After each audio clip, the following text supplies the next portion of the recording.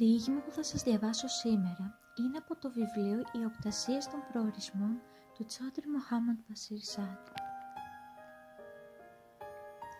Ευχαριστούμε θερμά την Τσούκικο για την μετάφραση. Σας καλωσορίζω λοιπόν με χαρά στο καινούριο κομμάτι του καναλιού, στην ελληνική λογοτεχνία, όπου θα ακούτε μεταφρασμένα κείμενα, ποίηματα και ελληνικά λογοτεχνικά έργα. Με λένε Κρίς και θα σας αφηγηθώ το διήγημα «Το τελευταίο χρώμα». Ελπίζω να σας αρέσει. Γεια σας, είμαι η Τσούκικο. Σήμερα μαζί με την Κρίς θα διηγηθούμε την ιστορία «Το τελευταίο χρώμα». Ελπίζω να σας αρέσει. Το τελευταίο χρώμα. Το απότομο φρενάρισμά του και η τραχύτητα του δρόμου έκαναν τα λάστιχα του αμαξού Κορόλα να φρακάρουν. Τράκαρε με μια ζωηρή ψυχή, από ό,τι φαίνεται ένα νεαρό αγόρι που συνέχισε να κουτσένει παρότι είχε χτυπηθεί. Σήκωσε το πατσάκι του μέχρι το δεξί του καλάμι και έφτασε στο χέρι του για να καθαρίσει την πληγή.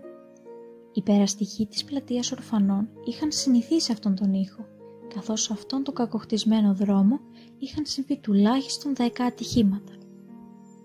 Πώς θα μπορούσε άραγε κάποιος να σώσει τον άλλον από τέτοια ατυχήματα? Ο οδηγός του Κορόλα, ευνηδιασμένος από τη σύγκρουση, τα είχε χάσει, τόσο που δεν προσπάθησε καν να το βάλει στα πόδια. Αλλά και αν αυτή ήταν η πρόθεσή του, δεν θα μπορούσε, καθώς ο κόσμος είχε μαζευτεί από παντού, δημιουργώντας έναν όχλο. Το αγόρι, νιώθοντας την ηλεκτρισμένη ατμόσφαιρα, έκρυψε κάθε σημάδι πόνο από το πρόσωπό του. Έλα μαζί μου. Πού? Πού αλλού? Στο νοσοκομείο. Όχι, τίποτα δεν έπαθα, μην ανησυχείς για μένα. Μήπως έπαθε κάτι το αμάξι σου? Το αμάξι είναι από σίδερο, μπορεί να επισκευαστεί. Αλλά εσύ πρέπει να πας στο νοσοκομείο τώρα. Έλα, σήκω. Ας μην αργούμε. Ο οδηγός τον έπιασε από το χέρι και τον έβαλε στο αμάξι. Αφού ο γιατρός τον εξέτασε διεξοδικά, του έδεσε την πληγή με έναν επίδυσμο και τους επιβεβαίωσε πως ήταν αρκετά υγιής για να επιστρέψει σπίτι. Αναχωρώντας από το νοσοκομείο, περπάτησε προς το αμάξι.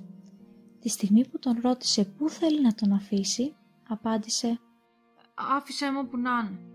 Τι εννοείς? Εννοώ, απλά πήγαινε με εκεί που φτιάχνονται ταινίες. Εκεί που με χτύπησε το αμάξι σου. Κάποιος μου είπε πως εκεί φτιάχνονται ταινίες. Απλά πήγαινε με εκεί. Ο οδηγός ξαναφρέναρε με επιτυχία έξω από ένα χρωματοπωλείο. Ήταν γεμάτο με αμέτρητες προμήθειες για χρώματα. Ήταν τόσες που ανακάλυψε εκείνες τις ακριβές 12 ξυλομπογιές που του είχε δωρήσει ο δάσκαλος ζωγραφικής του. Με αυτές είχε κάνει κάποιες από τις καλύτερες ζωγραφιές του. Φυσικά τις έκρυβε πολύ καλά από όλους για να μην τις καταστρέψουν.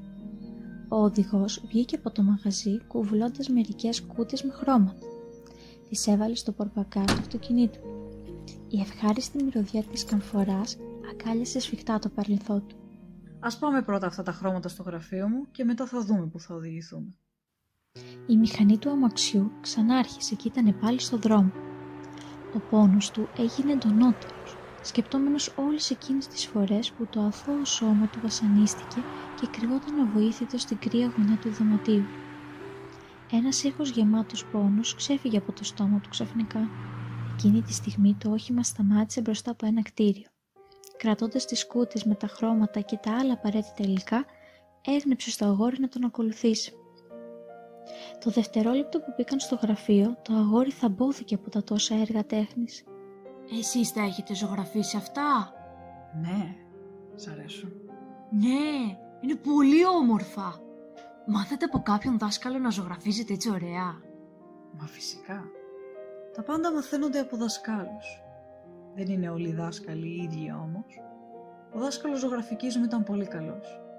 Εκτίμησε το ταλέντο μου και με βοήθησε να γίνω καλύτερος. Μου έδειξε τη διαφορά ανάμεσα σε ένα μοντέλο και ένα τοπίο. Ήταν εξαιρετικός αυτό που έκανε. Από την άλλη, ο μαθηματικός μου έτρεφε ένα δικαιολόγητο μίσος για μένα. Είτε έφταιγα εγώ είτε όχι, εγώ την πλήρωνα. Άκου, σήμερα μπορείς να μείνεις σπίτι μου. Θα γιορτάσω με τη γυναίκα μου τη 14η επέτειό μας. Θα τη γνωρίσεις και αυτή. Αύριο θα πάμε εκεί όπου γίνονται οι ταινίες. Έχετε γυναίκα? Πόσα παιδιά έχετε? Ένα αγόρι έχω. Η γυναίκα σας δεν είναι μητριά του, έτσι? Μα γιατί νιώθεις την ανάγκη να ρωτήσεις κάτι τέτοιο? Εκτός αν εσύ ο ίδιος έχεις μητριά. Όχι, όχι, δεν είναι έτσι. Ξεκίνησε πάλι το αμάξι. Όσο βρίσκονταν στην κεντρική λεωφόρο, διάβαζε τις μεγάλες διαφημιστικές πινακίδες. Προσπαθούσε να αποφύγει την αποκαρδιωτική του πραγματικότητα, γεμάτη βία. Οι σκέψεις του όμως πάλι εκεί τον οδήγησαν. Εκεί όπου όλοι θα επέστρεφαν σπίτι με ένα παράπονο για αυτόν. Είναι αλήθεια. Αντιμετώπιζε σωματική και λεκτική βία καθημερινά. Η αγαπημένη ασχολία του Μάλβι Σάχιμπ ήταν να στίβει κάθε σταγόνα αίματος του από το σώμα του με ένα ξύλο στη μορία.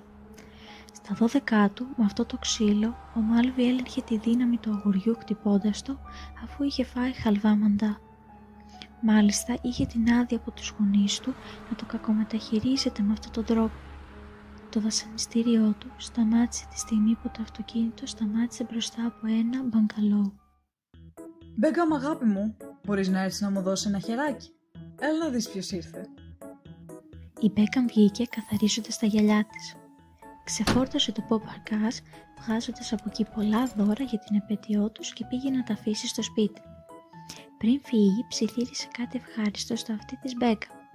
Κάτι ανάλογο πως ο γιος της ήρθε σπίτι και είναι λίγο πληγωμένος. Να τον βοηθήσεις να βγει από το αμάξι. Όταν η Μπέκαμ άνοιξε την πόρτα του αυτοκινήτου, το αγόρι του τραβήχτηκε από φόβο, αλλά η ευγενική κυρία του κράτησε το χέρι με πολύ στοργή. Τον οδήγησε προς το σπίτι και τον έβαλε να κάτσει στο καναπέ του σαλονιού. Ποιο είναι το σχέδιο για φέτος, αγάπη μου? Αυτή τη φορά δεν θα κάνουμε κάποιο ιδιαίτερο πάρτι. Μόνο εσύ, εγώ και ο νέος μας καλεσμένος, αν δεν κάνω λάθος. Μα δεν είναι ένας οποιοσδήποτε καλεσμένος. Είναι ο γιος μας. Το χτύπησε ελαφρά με το αμάξι μου σήμερα το πρωί.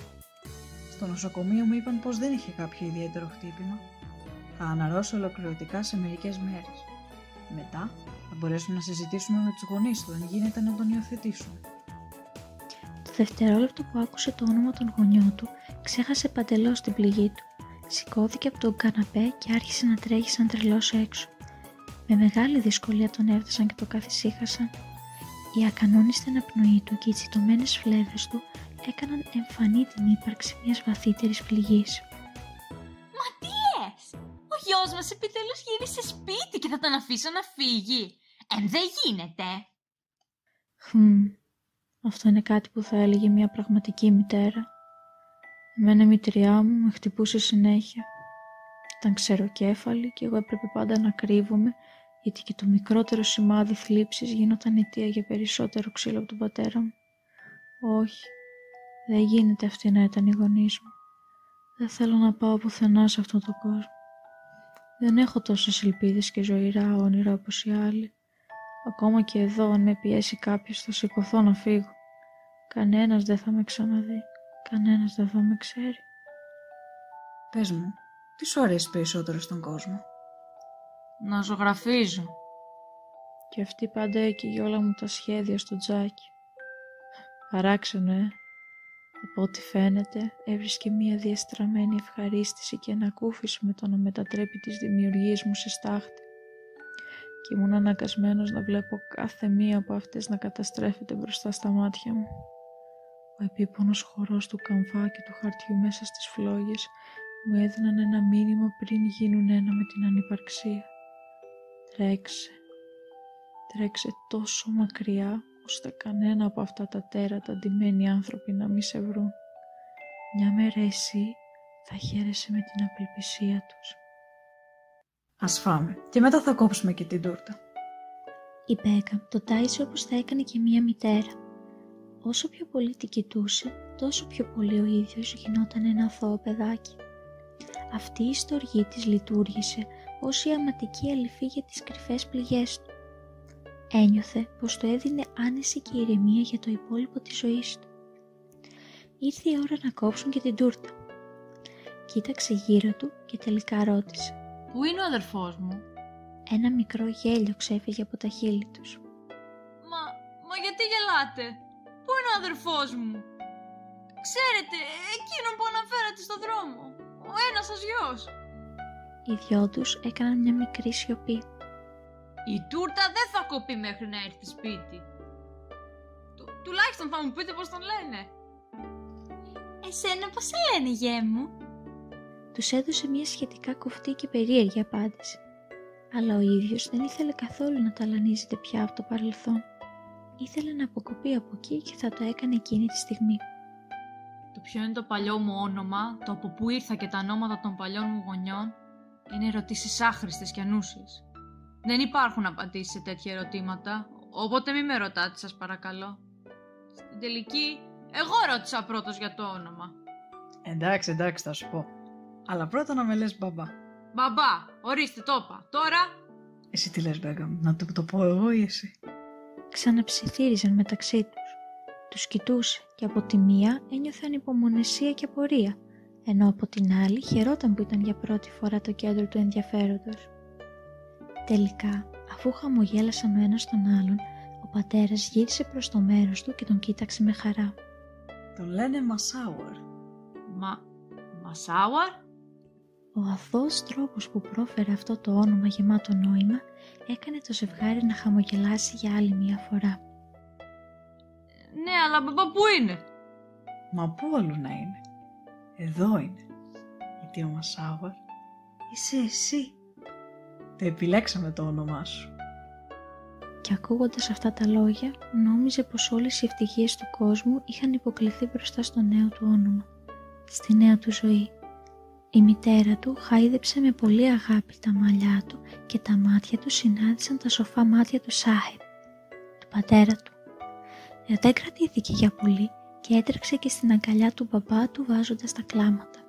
Καλέ μου γέ Μασάουαρ, ας φάμε γρήγορα την τούρτα πριν χάσει την ωραία γεύση της. Ο Μασάουαρ έκοψε μαζί τους την τούρτα. Αργά το ίδιο βράδυ κοιμήθηκε βαριά. Ονειρευόταν σκεπτόμενος τη νέα του ζωή. Οι εφιάλτες του όμως ακόμα τον ακολουθούσαν. Ποιος του είπε άραγε ότι ήταν αρκετό να αποκόψεις τελείως από το παρελθόν με το να ακυρώνεις το πρώτο σου όνομα, τα ονόματα των γήινων δημιουργών σου και το χώμα από το οποίο γεννήθηκες? Τους είδε στο όνειρό του, εκείνους τους ανθρώπους που προσπαθούσαν να ονομάσει ξένους. Τον έψαχναν, μα φυσικά όχι από αγάπη. Παραπονιόταν στο Θεό. Πώς μπόρεσε κάποιος σαν αυτόν που λέγεται παντοδύναμος να είχε αφήσει έτσι ατιμόρυτους τους τόσο καταπιεστικούς ανθρώπους? Οι δρόμοι είναι ορθάνυχτοι για αυτούς που υιοθετούν τους δικούς τους νόμους και πατάνε τους υπόλοιπους. Για αυτούς που βιάζουν ψυχοσωματικά τους ευάλωτους, εκείνοι που αρπάζουν τον πλούτο από τους απόρους και τους αβοήθητους. Και φυσικά εκείνοι οι δάσκαλοι που κάνουν τη μάθηση απλό βασανιστήριο παρά απόρρια αγάπης και ξυπνάδας. Ναι, όλους αυτούς που βασανίζουν σαν τη μητριά του. Οι δολοφόνοι όλων των αθώων όντων. Εσύ με έστειλες σε αυτόν τον μίζερο κόσμο. Σου ζήτησα εγώ ποτέ να μου δείξεις αυτό το χάος? Όχι, αντιθέτως. Έκλαιγα τόσο πολύ. Μη με αποστείλεις εκεί κάτω. Τον έχω δει πως είναι. Ακόμα και εσύ είσαι αβοήθητος και ας μην το ξέρεις. Είδε τον εαυτό του να λέει την πρωινή προσευχή Αγιάτα Αλκουσί και τη μητέρα του να τον καθησυχάζει. Πώς θα μπορούσε κάποιος να διαγράψει το παρελθόν του αφού αποτελεί μέρος του παροντικού του εαυτού? Ο Μασάουαρ ξύπνησε με δάκρυα στα μάτια, σοκαρισμένος από ό,τι είχε ονειρευτεί. Σηκώθηκε και είπε στον πατέρα του: Μπαμπά, συγγνώμη, παρακοιμήθηκα σήμερα. Αύριο θα προσπαθήσω να ξυπνήσω νωρίτερα. Μην ανησυχείς. Έλα, σήκω. Πρώτα θα πάμε στο γραφείο και μετά θα πάμε και εκεί όπου φτιάχνονται οι ταινίες. Μετά το πρωινό πήγαν στο γραφείο του Σάχιπ. Το πόδι του Μασάουαρ ένιωθε πολύ καλύτερα παρότι είχε περάσει τόσος λίγος χρόνος. Ο πατέρας του εξήγησε τι σημαίνει το όνομα Μασάουαρ. Σήμαινε ζωγράφος. Του έκανε και αρκετά μαθήματα ζωγραφικής. Στη συζήτηση αναφέρθηκε το όνομα του Πικάσο, καθώς ο Σάχιπ έβγαλε από το σιρτάρι του μία γραφίδα που έφερε το όνομα αυτού του σπουδαίου καλλιτέχνη. Για δες εδώ το όνομα αυτής της γραφίδας. Έχεις ποτέ χρησιμοποιήσει ένα τέτοιο εργαλείο για τα έργα σου? Θυμάμαι τότε που έβαζα το μελάνι που είχε μορφή σκόνη στο μικρό ασημένιο μελανοδοχείο μου και το ανακάτευα με νερό. Το μελάνι μου φαίνονταν τόσο παχύ και έντονο πάνω στην άσπρη πλαστελίνη του ξύλινου πίνακα. Είχα πάντα υψηλούς βαθμούς στην καλλιγραφία. Εγώ, αν έπαιρνα αυτή τη γραφίδα στο σχολείο, θα είχε γίνει κομματάκια σε χρόνο τετέ. Οι απολύτιστοι συμμαθητές μου δεν θα την διέκριναν από τα άλλα κοινά αντικείμενα. Εδώ που τα λέμε όμως, ποιος είναι αυτός ο Πικάσο, βρε μπαμπά? Μα φυσικά. Πρέπει να αναφέρω αυτόν τον θεσπέσιο διάσημο Ισπανό ζωγράφο, τον Πάμπλο Πικάσο. Το όνομά του έχει μείνει αξέχαστο για πάνω από έναν αιώνα. Ο ίδιος μπήκε στον κόσμο της τέχνης όταν ήταν μόνο 7 χρονών. Έμαθε πολλά από τον πατέρα του, ο οποίος ήταν επίσης ζωγράφος. Είχε την ευκαιρία να γνωρίσει πολλούς, ικανούς και διάσημους καλλιτέχνες, που του εκμυστηρεύτηκαν τα κόλπα της ζωγραφικής. Στο πρώτο του μάθημα έγραψε τη λέξη μολύβι με ένα μολύβι. Το να μάθεις πώς να σχεδιάζεις είναι το πρώτο και βασικό βήμα για κάθε ζωγράφο. Ξέρεις, αυτός κι εσύ έχετε μερικά κοινά. Όπως η μητριά σου έκαιγε τα έργα σου στη φωτιά, έτσι και ο Πικάσο στη φτώχεια του. Έπρεπε πολλές φορές ο ίδιος να κάψει τα δημιουργήματά του, για να μην πεθάνει από το κρύο. Μια φορά, μια γυναίκα πέτυχε τον Πικάσο στον δρόμο και καθώς θαύμαζε τα έργα του, του ζήτησε ένα αυτόγραφο. Ο Πικάσο έβγαλε ένα χαρτί και ένα στυλό και φαινόταν περισσότερο να ζωγράφησε μερικές γραμμές παρά να υπέγραψε. Της έδωσε το χαρτί λέγοντας: «Ξέρεις, αυτό το αυτόγραφο αξίζει $1.000.000. Αυτή του χαμογέλασε αμήχανα απαντώντας: «Μα κύριε Πικάσο, σας πήρε μόνο 30 δευτερόλεπτα να το ετοιμάσετε». Αυτός της αποκρίθηκε με ένα χαμόγελο: «Ναι, αλλά μου πήρε 30 χρόνια για να μάθω να το κάνω σε 30 δευτερόλεπτα». Ο Πικάσο ζωγράφισε το πορτρέτο του πατέρα του για να του αποδώσει τις σωστές τιμές. Ήταν λογικό, αφού ήταν ο πρώτος του δάσκαλος. Έτσι γίνεται πάντα. Όλοι θυμόμαστε τον πρώτο μας δάσκαλο. Μην το ξεχάσεις ποτέ αυτό, Μασάουερ. Φτάσε την τέχνη σου στα άκρα και ο κόσμος θα σε θυμάται.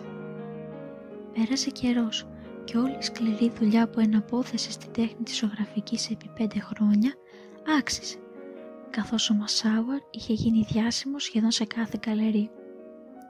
Μια φορά, όταν ο Μασάουερ ήταν πια έφηβος, ο πατέρας του έδωσε μία συμβουλή. «Δίπλα από το έργο σου βάλε ένα χαρτί που να γράφει. Σημειώστε όπου βλέπετε κάποιο λάθος». Το ίδιο βράδυ, κανένας δεν μπορούσε να καταλάβει ποιο ήταν το αρχικό έργο που ήταν στην γκαλερί. Μόνο κόκκινα σημάδια από διορθώσεις ήταν εμφανή. Έδειξε αυτό το έργο στον μπαμπά του και αυτός γέλασε. Του πρότεινε να το ξαναζωγραφίσει συμπεριλαμβάνοντας τις διορθώσεις του κόσμου. Ο Μασάουερ έκανε αυτό ακριβώς και αυτή τη φορά το έργο έμεινε ανέγκυχτο. Μάλιστα ο πίνακας αυτός κέρδισε την πρώτη θέση στην έκθεση. «Βλέπεις, Μασάουερ, μπορείς να γίνεις ο Πικάσο», του είπε στο τηλέφωνο. «Μα δεν είμαι ο Πικάσο, είμαι ο Μασάουερ. Έχω τη δική μου προσωπικότητα και μπορώ να είμαι περήφανος για τη δική μου τη δουλειά. Έχω δημιουργήσει τα δικά μου όμορφα σχέδια που έχουν λάβει αντίστοιχα όμορφα σχόλια. Μπαμπά, θέλω να κάνω το όνομά σου γνωστό και περήφανο. Εσύ υπήρξες ένας από τους καλύτερους δασκάλους μου. Υπάρχουν τόσοι καλλιτέχνες στη χώρα μας, τους οποίους το ταλέντο καταπιέζεται από την κοινωνία για να διαπρέψουν σε άλλους τομείς. Τόσοι μαθητές που αγαπούν το σχέδιο, αλλά τους δίνουν ένα στυλό αντί για ένα μολύβι. Διαλέγουν αυτοί για το τι θα κάνουν. Και φυσικά όλα αυτά τα επιβλέπει ο Θεός. Αυτός που είναι υπεύθυνος για το σύμπαν. Μας αφήνει αβοήθητους, καθώς ο ίδιος έτσι είναι». Ο πατέρας του έβαλε το χέρι στην καρδιά και ξαφνικά ακούστηκε ένας κρότος. Άκουσε την τρεμάμενη φωνή του που ζητούσε από την Μπέκαμ να καλέσει ένα ασθενοφόρο. «Μπαμπά, τι συμβαίνει?» Τίποτα, γεια μου. Απλά να θυμάσαι. Αυτός είναι ο ένας και ισχυρότερος δημιουργός». Η Μπέκαμ κάλεσε αμέσως το ασθενοφόρο, το οποίο κατευθύνθηκε στα επίγοντα. Ήταν προφανές αυτό που είχε γίνει. Η καρδιά του θα τον εκατέλειπε αν δεν γινόταν κάτι. Κάποιο θαύμα, κάποια θεϊκή χάρη. Δεν υπήρχαν πολλές ελπίδες και παρά τις προσπάθειες όλων, ο Σάχιμπ στα αλήθεια πέθανε όταν έφτασαν στο κτίριο των επιγόντων. Τον έθαψαν. Το σπίτι και το γραφείο ένιωθαν ξένα, καθώς είχαν χάσει την ευτυχία που τους πρόσφερε αυτός ο άνθρωπος. Ο Μασάουαρ ένιωθε μόνος του. Περνούσε την περισσότερη ώρα στο γραφείο, γιατί εκεί, παρά την απουσία του, τα έργα του κουβαλούσαν την ανάμνησή του. Μπορούσε να ακούσει το γέλιο του. Ήταν ακόμη πιο θυμωμένος με το δημιουργό αυτού του κόσμου. Μα τι σχέδιο ήταν αυτό! Δεν πήρε ποτέ την πνοή από αυτούς τους δαίμονες που τον έφεραν σε αυτόν τον κόσμο. Αντίθετα, έκρινε σωστό να του στερήσει τον μπαμπά του, τον αληθινό μπαμπά του.